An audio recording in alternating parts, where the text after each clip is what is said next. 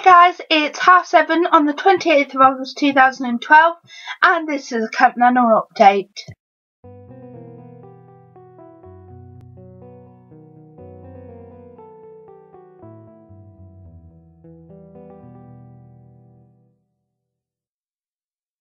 As you can see, I'm not in my bedroom today, I'm in a different location. I'm actually in my sister's tree house. But it's not actually a tree house because it's not in a tree. It's actually on a platform which is high up against a wall because we don't have a tree in our back garden anymore. And when we did have a tree, it wasn't strong enough to hold a shed as such in it. So my dad thought it'd be a good idea. Not for me, of course, but for my younger sisters. Anyway, on to the task that Tracy Michelle 210 set for today. She set 5 questions relating to my novel, similar to the Olympic challenge that won my Southern Belle set earlier in the month, which I'll link to down below. The first question she asked was what was the easiest scene to write and what was the hardest scene to write. I think the easiest scene for me to write was the prologue, as it was full of intrigue and mystery, and I like to write scenes which I can draw the reader in with, and this prologue definitely did that. I think the hardest scene for me to write was when Rupert was explaining to Mr. and Mrs. Pearson that their daughter had been killed in such a brutal way, and because this was so dialogue heavy and I had to get the emotions right for each character, made it quite a hard scene to write. Similarly, the scene where Rupert was having therapy, and even though I'd done psychology, I couldn't get all the details right because it's not a situation I'd been in. Question 2 asked what was my favourite scene to write and what was my least favourite scene to write.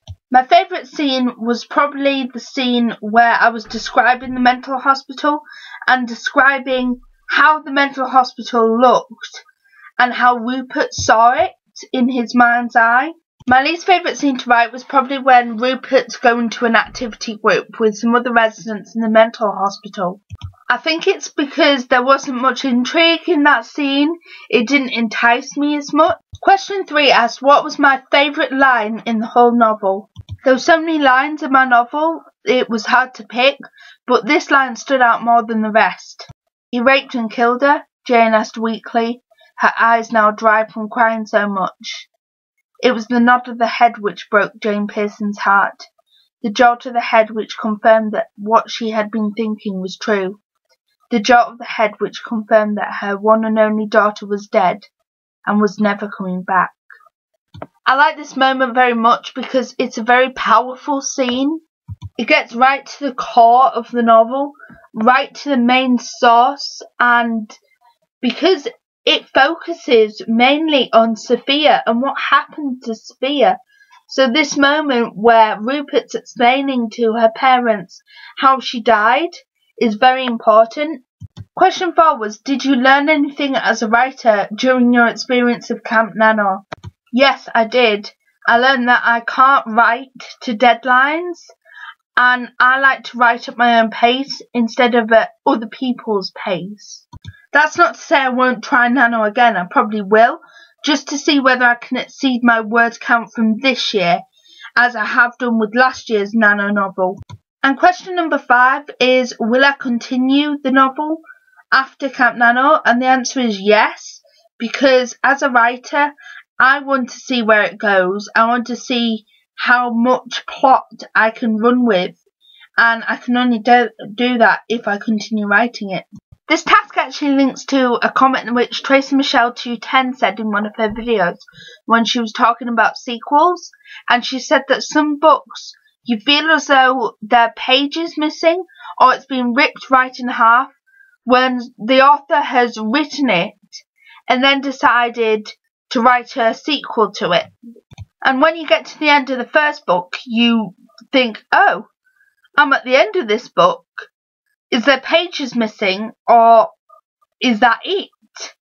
Because they've left the plot wide open to interpretation. So my question is this, and I know that Tracy Michelle 210 and One More Southern Belle touched on this very briefly in their videos, but I want to know, is there an appropriate time to do a sequel to a story? Or do you think, similar to films, they should be left well alone and just leave it as one film instead of branching it out into several films like they've done with Shrek and Ice Age, for example, and they've branched it out to about 4 films, which get progressively worse in each film? Should novels stay at just one novel, or should they branch out? I know that with series, they purposely leave the plot open so that they can carry it on in the next book. But with stories where you close up the plot and you tie up every loose end, is it right to do a sequel to it? Let me know down below or in a video response. I love watching them. All the usual links will be below, and I'll see you tomorrow, guys. Bye.